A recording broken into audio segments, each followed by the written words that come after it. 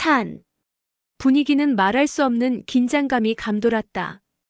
은호는 창밖만 바라보는 지역을 가만히 쳐다봤다. 왜 그렇게 말이 없어요? 귀신 본 사람 같아요. 은호의 장난 섞인 말에도 지역은 반응이 없었다. 그러다 조용히 그녀의 손을 잡았다. 은호의 눈이 커졌다. 귀신 아닌 거 확인했지? 짧은 농담처럼 들렸지만 분위기는 묘하게 달라졌다. 지역은 눈을 피하지 않고 말했다. 자꾸 그러면 나 말해버릴지도 몰라. 은호의 얼굴이 순간 붉어졌다.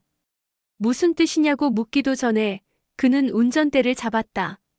그리고 아무렇지 않게 차를 세우더니 그녀를 내려주고는 말없이 떠났다. 은호는 그의 뒷모습을 보며 중얼거렸다. 사람이 종잡을 수가 없어. 다음 날, 지역은 다시 냉정한 얼굴이었다. 카페 앞에서 은호에게 말했다. 너한테 은호야, 지은호 할 거라고. 은호는 멈췄다. 그의 말투는 담담했지만 눈빛엔 흔들림이 있었다. 은호의 눈이 흔들리고 그 말이 믿기지 않는 듯 바라본다. 지금 뭐라고 했어요? 그녀의 목소리가 살짝 떨렸다. 이제 그만 좀 하자. 그 이상도 이하도 아니야. 카페의 불빛이 잔잔히 번진다. 지역과 은호. 두 사람의 눈빛이 마주쳤다. 그의 목소리는 낮고 진심이 묻어 있었다. 그동안 수없이 눌러왔던 감정이 마침내 터져나온 순간이었다. 은호는 당황한 듯 웃으며 말을 돌린다. 지금 저한테 계속 반말하고 있는 거 알아요? 지역은 피식 웃는다. 그랬나? 원위치 하시죠? 싫어요. 그 짧은 단어 하나가 은호의 마음을 단번에 흔들었다. 조용한 정적이 흐른다. 지역이 다시 은호를 바라본다. 그의 눈빛은 진지했다. 이제 그만 좀 하자. 아직도 우리가 선후배 사이로만 남을 거라고 생각해? 은호가 시선을 피한다. 그녀의 손끝이 살짝 떨린다. 이미 여러 번 저한테 선배라고 했어요. 지역이 잠시 미소 짓는다. 내가 언제요? 응급실에서요. 간호사가 보호자세요? 하니까 선배요 그랬잖아요. 그때의 기억이 스친다. 짧은 순간이었지만 그 말에는 서로에게 미처 다 전하지 못한 마음이 있었다. 지역이 낮게 웃으며 한 걸음 다가선다. 그건 바로 그거야. 너도 모르게 나오는 게 진심이거든. 은호가 말없이 그를 바라본다. 지역은 천천히 고개를 숙이며 속삭인다. 난 이제 너한테 반말할 거야. 은호야 지은호. 그 순간 은호의 숨이 가벼워진다. 그녀는 반박하지 않았다. 그저 그 이름을 듣는 것만으로도 가슴이 흔들렸다. 은호야. 그 이름을 부르는 지역의 목소리는 낮고 따뜻했다. 은호는 고개를 숙이며 조용히 말했다. 선배 이러면 안 돼요. 나 이제 선배 아니야. 그의 대답에 은호의 눈가가 젖는다. 두 사람 사이엔 아무 말도 없었지만 이미 모든 것이 말해졌다. 그날 밤 지역은 혼자 창가에 앉아 있었다. 유리창에 비친 자신의 얼굴이 낯설었다. 그는 스스로에게 말했다. 잘한 걸까 아니 해야만 했던 거야. 그의 머리는 멀어지려 했지만 손끝엔 여전히 그날의 감촉이 남아 있었다.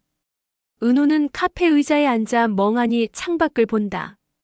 그가 준 빵 봉투가 여전히 테이블 위에 놓여 있다. 이 빵, 우리 가게에선 안 팔잖아. 짧은 한숨이 섞인 웃음. 그녀는 이미 알고 있었다. 지역이 어떤 마음으로 이 빵을 두고 갔는지. 밤이 깊어가고 두 사람은 각자의 자리에서 같은 생각을 한다. 이러면 안 되는데. 하지만 이미 시작된 감정은 선을 그어도 사라지지 않았다. 지역은 마음을 숨기려 애쓰지만 그의 행동은 늘 진심을 들켜버린다. 손끝의 떨림, 시선의 흔들림, 그리고 그녀 앞에서 무너지는 단 한순간의 표정. 선을 긋겠다고 말하면서 그 선 위를 계속 걸어가는 남자. 그게 바로 이지역이었다. 숨겨야 하는 모성, 버려야 하는 아들. 성재와 함께 들어온 우진을 보자 그녀의 표정이 굳어졌다. 너 아무 연락도 없이. 이게 무슨 짓이야? 조용하지만 칼끝 같은 목소리였다. 누가 오라 그랬어? 왜 불쑥 나타난 거야? 오지는 고개를 숙인다. 눈빛은 차분하지만 그 안엔 체념이 있었다. 저 오래 못 살잖아요. 혼자서 죽어가느니 그냥 엄마 보고 싶어서요. 성희는 잠시 멈칫한다. 그의 얼굴을 본 순간 감정이 흔들리지만 곧 다시 표정을 다잡는다. 그만해. 내일 당장 미국 가. 오진이 놀란 눈으로 고개를 든다. 엄마 아버지가 의심하실 텐데요. 향수병 때문에 집에 온 아들을 바로 보내는 건 엄마가 아니라 회장 부인이 하는 일이지. 그녀의 눈빛이 차갑게 빛난다. 어디서 혼자 절망하고 좌절하든 상관없어.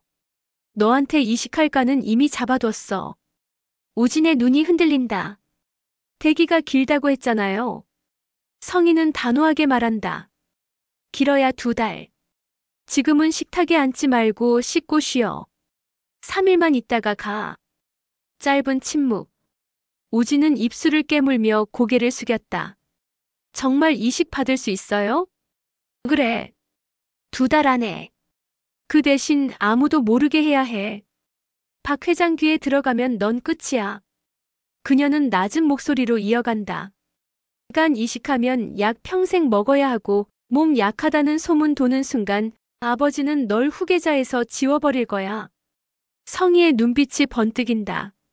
너는 박성재보다 완벽해야 해. 결점이 있으면 안 돼. 아프면 안 돼. 흔들리면 안 돼. 오지는 작게 웃었다. 근데 전 그런 거 욕심 없어요. 순간 성희의 표정이 굳는다. 그리고 폭발하듯 소리친다. 그런 말 나한텐 허용 안 돼. 탁. 책상이 흔들리고 종이 한 장이 떨어진다. 그녀의 숨소리가 거칠다. 넌 내가 시키는 대로 해. 지금까지 널 만든 건 나야. 엄마. 재혼 안 했으면 내가 지금 어디서 뭘 하고 살았겠어? 대학 문턱도 못 밟았을 거야. 지금까지 내 인생은 전부 내가 만든 거야. 그녀의 눈가가 붉어진다. 그러나 눈물은 끝내 떨어지지 않았다. 3일 후. 가족들이 모여 있었다. 오지는 조용히 인사하며 짐을 들었다. 그의 발걸음은 느렸고 그를 바라보는 성희의 얼굴엔 미묘한 미소가 스쳤다. 하지만 그 미소 뒤엔 무겁고 차가운 불안이 숨어 있었다. 다녀와. 2달 뒤엔 완벽한 모습으로 돌아와. 그녀는 마지막 순간까지 고압적인 태도를 잃지 않았다. 오진이 멀어지자 그녀는 손끝으로 머리카락을 쓸어 올리며 자신에게 낮게 말했다. 넌 절대 박성재보다 약하면 안 돼. 며칠 후. 성희는 거실 창가에 서 있었다. 밖은 평온했지만 그녀의 얼굴엔 긴장감이 감돌았다. 불쑥 나타난 그 녀석 때문에 모든 게 흔들릴 순 없어. 스스로에게 다짐하듯 중얼거린다. 그녀는 손에 쥔 전화기를 꽉 쥐었다. 단돌이 다시 해야겠어. 가족이라는 이름의 상처. 늦은 밤.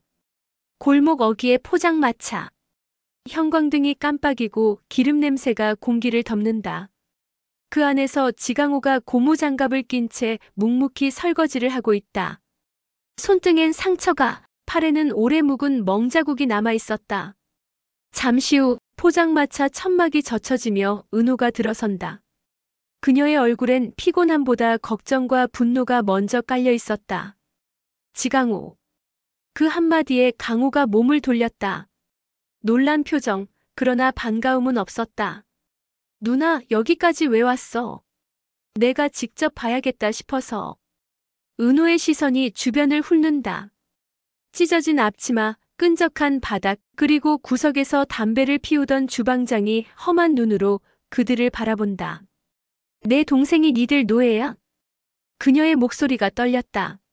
하지만 그 떨림은 분노로 이어졌다. 니들 내 동생 여태 이렇게 부려먹었어? 순간 공기가 싸늘하게 식었다. 사장은 비웃듯 대답했다. 예. 그랬는데요. 은호의 눈빛이 번뜩였다. 직장 내 괴롭힘 많네. 야간 수당 줬어요? 주휴 수당은? 4대 보험은? 그런 거 다 못 받았어. 지강호가 대답했다. 좋아요. 그럼 신고 들어갈 테니까 각오하세요. 그녀의 단호한 말에 사장은 욕설을 내뱉으며 포장마차 안으로 들어간다. 잠시 뒤 은호와 강호만 남았다. 은호가 다가와 말없이 동생의 손등을 본다. 굳은 살과 상처로 가득한 손. 그녀의 눈이 흔들렸다. 맞으면서까지 버텼어? 이런 대접받으면서. 강호가 씁쓸히 웃었다. 누나가 알면 뭐가 달라지는데? 그냥 버티는 거지. 살아야 하니까. 살기 위해서 이렇게까지 해야 돼?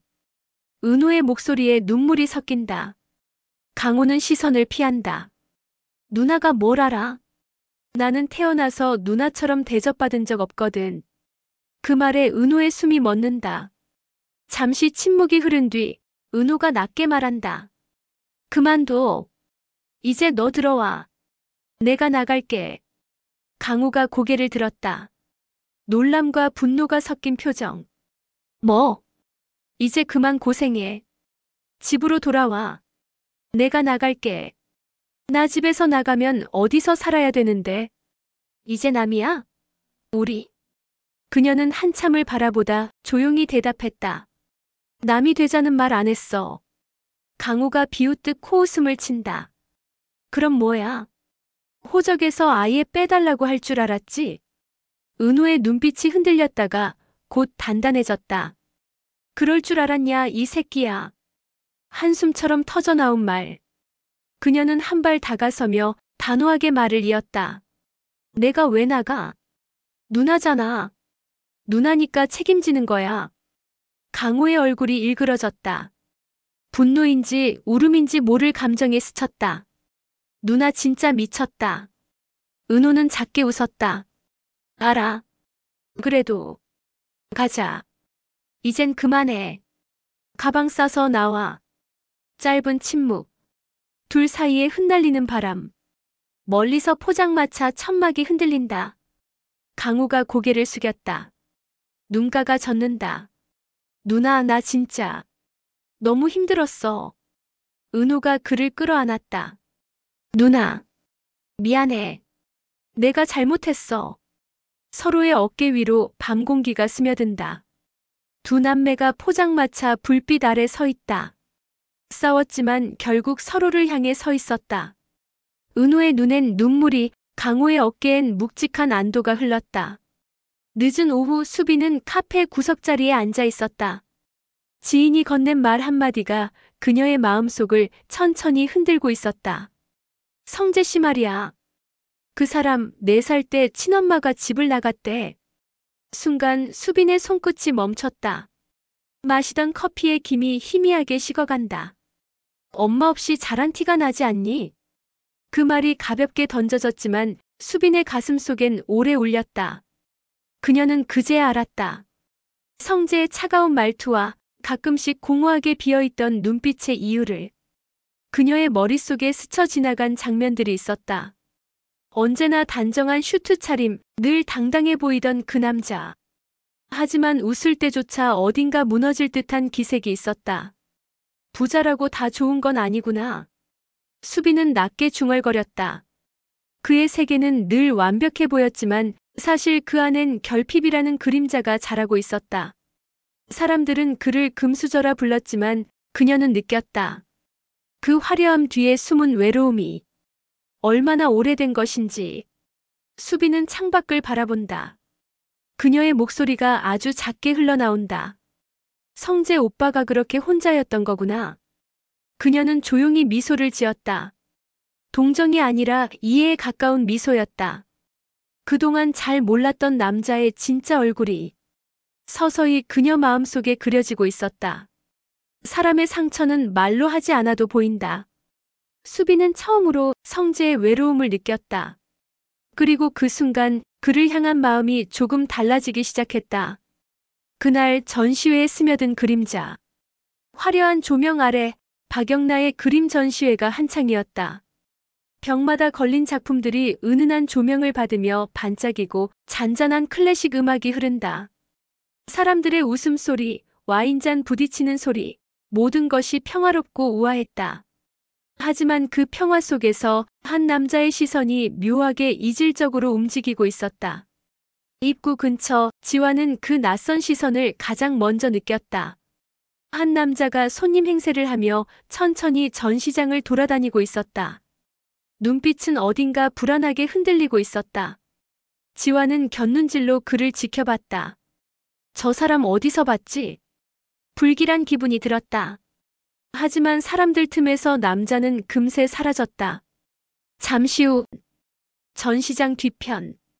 박영나가 혼자 정리 중이었다. 조명은 조금 어두웠고 공기엔 묘한 정적이 감돌았다. 그녀가 고개를 들었을 때 낯선 남자가 바로 앞에 서 있었다. 그림 참 예쁘네요. 목소리는 낮고 섬뜩하게 차분했다. 영란은 뒤로 물러나며 떨리는 목소리로 말했다. 손님 관람은 끝났어요.